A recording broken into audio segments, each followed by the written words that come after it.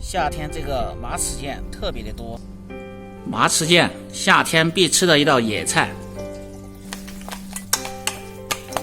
味道鲜美，越吃越想吃，脆嫩爽口，不发苦不发酸。Hello， 大家好，我是刘毅，关注刘毅美食，每天教你一道好吃又实用的家常菜。今天分享的是凉拌马齿苋。把马齿苋清洗干净。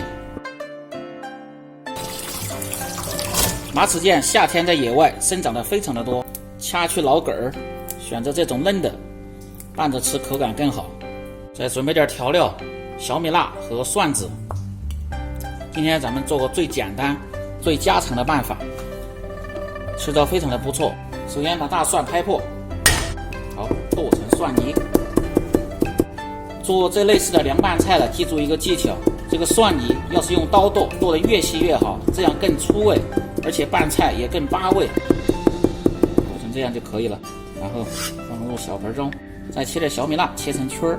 如果不喜欢吃辣的，就不要切小米辣，这口味根据个人的喜好来随意搭配。好，放入碗中，准备好，现在把马齿苋焯下水，起锅烧水，放入适量的盐、色拉油，使汤出来的马齿苋颜色更好，而且减少营养的流失。水开下入马齿苋，大火烧开，烫1分钟左右，关火，然后捞出，放入凉水中过凉，凉透然后倒出。这样的马齿苋就会是颜色非常的好看，不会发黄。凉透倒出控水，看一下颜色是不是特别的翠绿。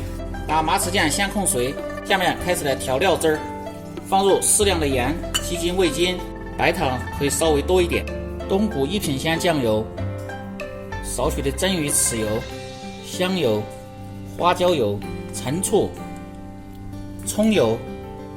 不知道葱油怎么熬的，可以看我前面的视频。用葱油不管是拌菜还是炒菜，味道都非常的香。放入适量的蚝油，增加鲜味儿。先把料汁搅拌均匀备用。把马齿苋控干水分，这样在拌菜的时候更容易沾味，记住这个技巧。然后把马齿苋稍微切一下，切好，放入盆中，倒入提前调好的料汁儿，最后再来一勺灵魂的胡辣油。如果不知道胡辣油怎么熬的，可以看我前面的视频。放入胡辣油，增加香味、辣味，然后用筷子搅拌均匀即可。好，这样就可以了。放入盘中，凉拌马齿苋就做好了，吃着味道非常的鲜美。